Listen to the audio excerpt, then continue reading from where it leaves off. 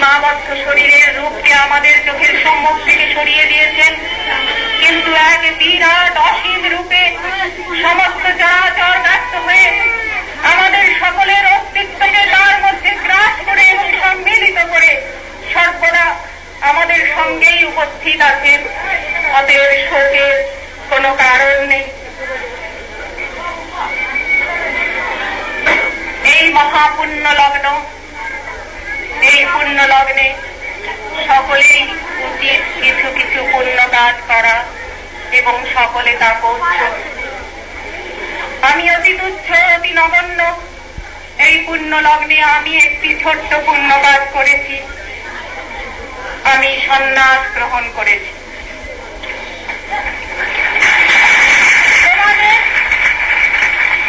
অনেকের মনের মধ্যে হয়তো এই বিষয়ে প্রশ্ন থাকতে পারে, তাই আমি এ সম্বন্ধে দু একটি কথা তোমাদের বলা প্রয়োজন মনে করছি। তোমরা সৃষ্টি বাবার সন্তান, তোমরা তার অংশস্বরূপ।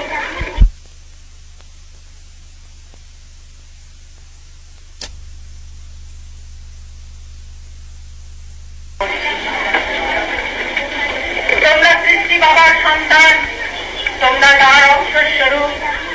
তাই তাকে যা জানাই তার কিছু কিছু তোমাদেরও জানানো আমি কর্তব্য মনে করি।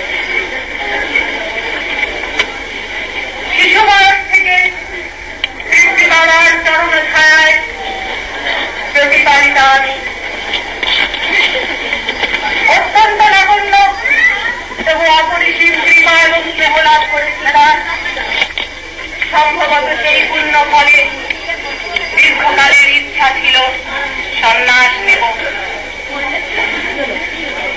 কিন্তু নানা কারণে নানা কর্তব্যের আবর্তের মধ্যে সেই ইচ্ছা কখনো প্রকাশ করিনি। সৃষ্টি বাবা যখন গুরুতর অসুস্থ, অত্যন্ত অসুস্থ, কোন রকমে একটু একটু কথাবার্তা বলেন, সেই সময় একদিন আমাকে কাছে ডেকে বললেন, মাগো, আমার বড় ইচ্ছা ছিল, আমার স্বপ্ন ছিল, যেমন ভাবে মহা সমারোহে তোমাকে আমি উপনয়ন দিয়েছিলাম, তেমনি করে মহা সমারোহে তোমাকে আমি সন্ন্যাস দেব। আমি জিজ্ঞাসা করলাম, যদি এই ইচ্ছা ছিল তবে তা করলে না কেন? আমি অবাক হয়ে গেলাম। সৃষ্টি বাবার ইচ্ছার সঙ্গে আমার ইচ্ছা মিলে গিয়েছে। আমার ইচ্ছাটি প্রকাশ করারও প্রয়োজন হয়নি, আমার আগে তিনি প্রকাশ করে দিয়েছেন। আমি তাকে জিজ্ঞাসা করলাম, যদি ইচ্ছা ছিল তাহলে তা করলে না কেন? তারপর বিভিন্ন বিষয়ে এই সন্ন্যাস সম্পর্কিত বহু কথোপকথন সৃষ্টি বাবার সঙ্গে হলো, যা বিস্তারিত ভাবে বলার সময় এখানে হবে না।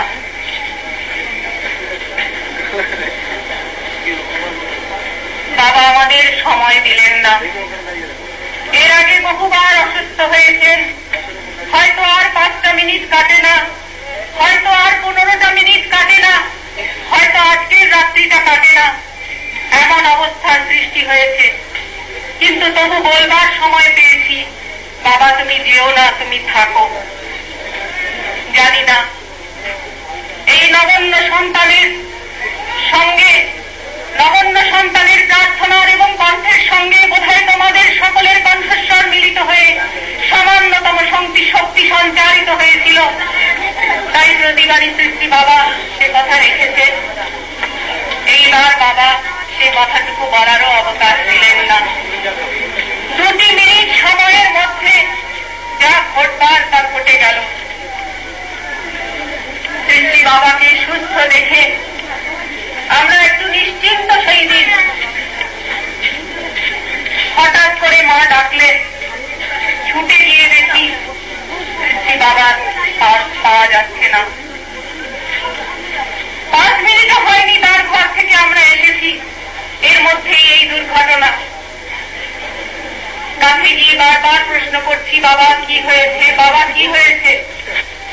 জল খেতে চাইলেন ইশারায়। তার জল ঢেলে দিলাম। জলটি নিয়ে পরম শান্তিতে সঙ্গে সঙ্গে চক্ষুটি মুদ্রিত করলেন। আমাকে বলার অবকাশ দিলেন না, বাবা তুমি যেও না, বাবা তুমি আমাদের ছেড়ে যেও না। আমাকে একথা বলার অবকাশটুকু তিনি দেননি। হয়তো তিনি চাননি যে এই দেহে আর থাকবেন, তাই সেই অবকাশটুকু আমাকে দেননি। এই আকস্মিক ঘটনায় আমরা সবাই বিমূঢ়, মর্মাহত। কর্তব্য জ্ঞান হারিয়ে ফেলার মতন অবস্থায় আমরা এসে গিয়েছি। তৎসত্ত্বেও আমি চিন্তা করলাম, শ্রী বাবার ইচ্ছা পূরণ করাই আমাদের একমাত্র কর্তব্য।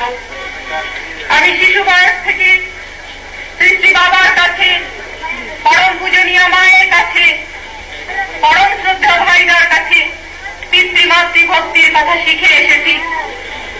আমি এইটাই শিখেছি, পিতা মাতার ইচ্ছা পালন করা, পিতা মাতার নির্দেশ পালন করা সন্তানের শ্রেষ্ঠতম কর্তব্য। তাই শ্রী বাবার ইচ্ছা, তার নির্দেশ নতমস্তকে ধারণ করে, তার মহাসমাধির পুণ্য লগ্নে তারই হস্তস্পর্শ করা গৈরিক বস্ত্র গ্রহণ করে আমি সন্ন্যাস গ্রহণ করেছি।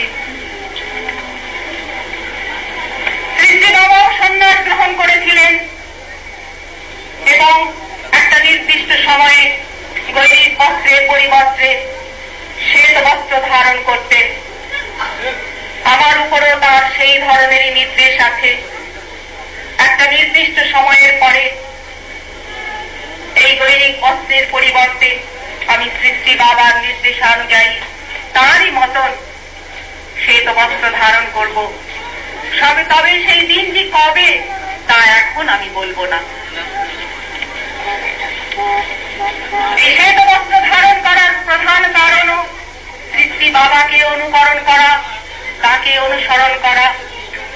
তার থেকে বিচ্যুত হয়ে, তার চিন্তা থেকে বিচ্যুত হয়ে, তার কর্ম থেকে বিচ্যুত হয়ে, তার আদর্শ থেকে বিচ্যুত হয়ে কোনো কিছুই আমি করতে চাই না বা আমরা করতে চাই না। আমরা কেউ কখনো তার আদর্শ থেকে বিচ্যুত হয়ে কোনো কিছুই করব না, তা যত মহতি হোক, যত বৃহতি হোক, যত উচ্চই হোক।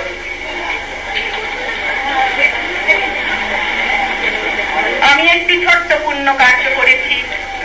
আমি তোমাদের সকলকে আহ্বান জানাচ্ছি, তোমরাও প্রত্যেকে এই মহালগ্ন থেকে আরম্ভ করে সমস্ত জীবন, ছোট হোক বড় হোক, বিভিন্ন পুণ্য কার্য করতে থাকো।